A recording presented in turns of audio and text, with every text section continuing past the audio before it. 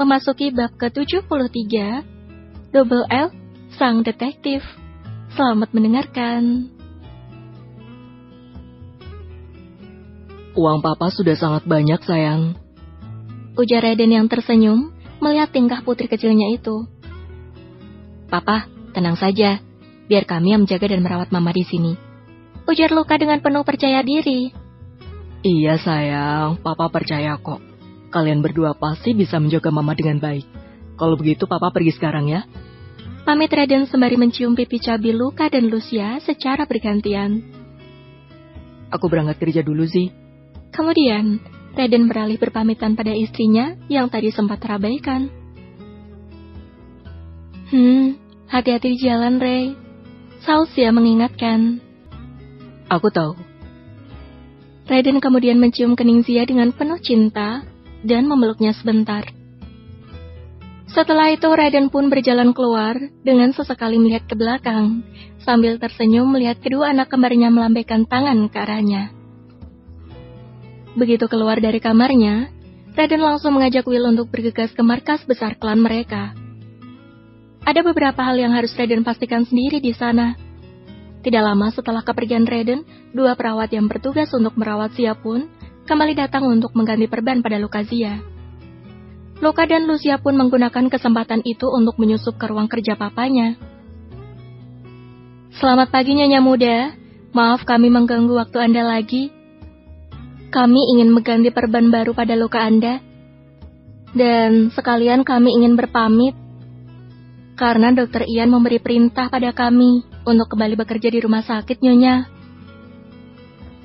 Salah satu perawat menjelaskan tentang perintah dari Dr. Ian yang selaku atasannya di rumah sakit. Maka dari itu mereka harus mematuhi perintahnya.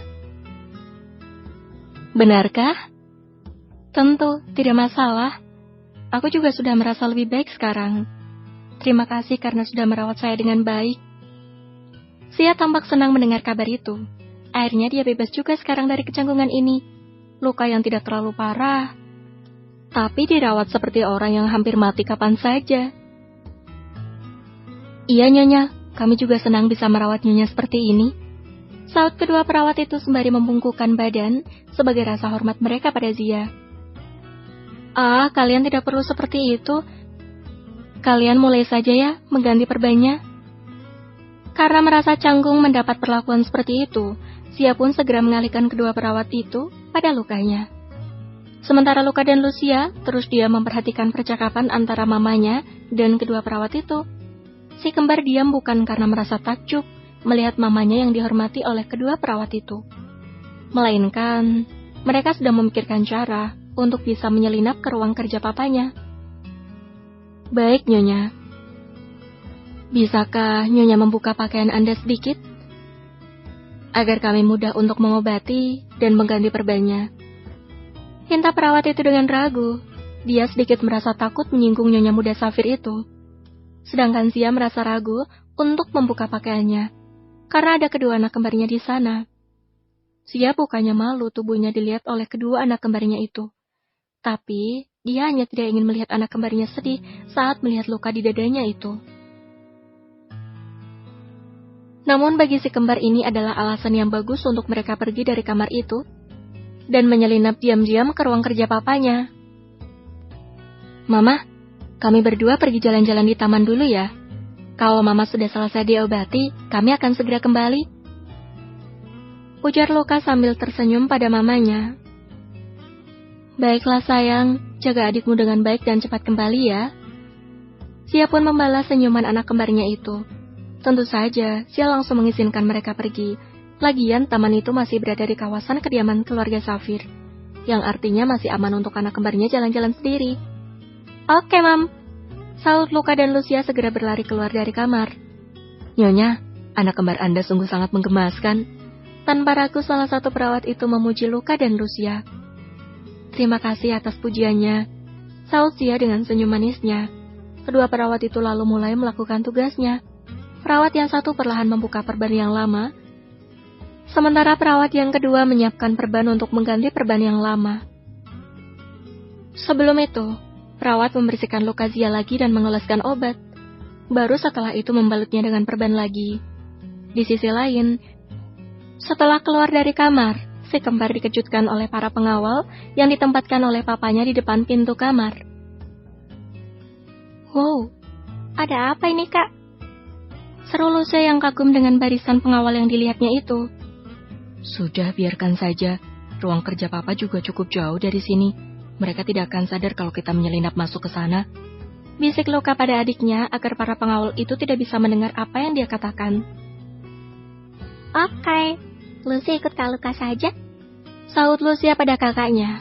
Luka pun menggadang adiknya menuju ke ruangan kerja papanya berada. Ternyata pintu dikunci oleh papanya. Beruntung Luka sangat jenius.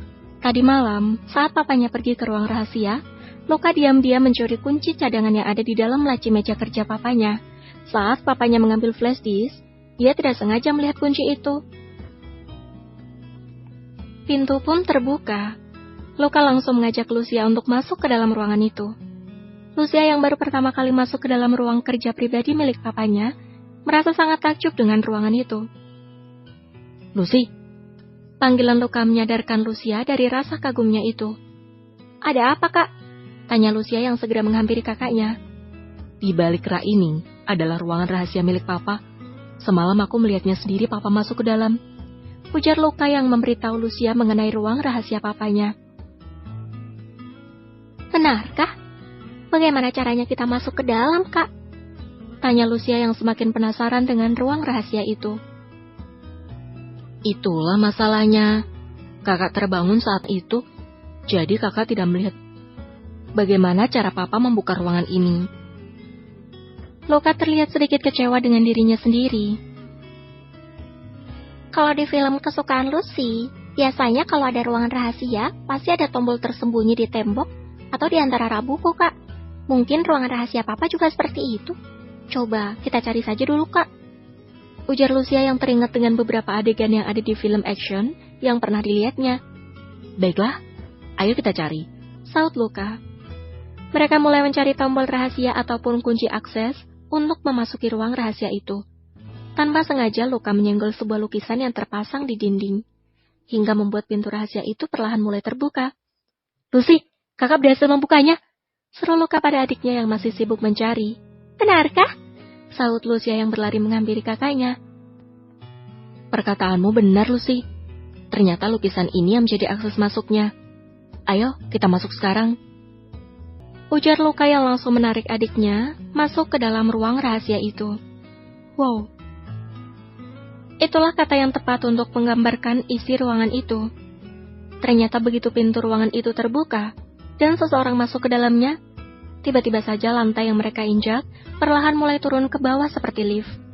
Tidak lama kemudian, lift itu turun dan mereka sampai di ruang rahasia milik papanya. Ruangan itu sangat besar. Bahkan desain ruangan itu sama persis dengan kamar pribadi milik papanya. Hanya saja, ruang tidur diganti dengan berbagai perangkat komputer yang sangat canggih. Sedangkan ruang ganti digunakan sebagai tempat penyimpanan berbagai jenis senjata api, serta untuk kamar mandinya tetap digunakan sebagai kamar mandi. Di ruang komputer juga terdapat sofa yang sangat besar. Sepertinya, sofa itu digunakan oleh papa mereka untuk beristirahat saat berada di sana. Sejenak Luka dan Lucia melupakan tujuan mereka masuk ke ruang rahasia itu, karena terlalu takjub melihat ruangan itu. Di mata mereka, ruang rahasia milik papanya itu bagaikan taman bermain untuk mereka. Berbagai jenis perangkat komputer yang sangat canggih, favorit Luka, dan berbagai jenis senjata api yang selalu Lucia dambakan, tersedia semua di sana. "Lucy, kakak sudah menemukannya," seru Luka saat melihat flash disk yang datanya di Areta semalam, dan ada juga setumpuk dokumen yang terdapat di bawahnya. Kemudian ada satu flash disk lagi di sampingnya. Bersambung, terima kasih sudah mendengarkan.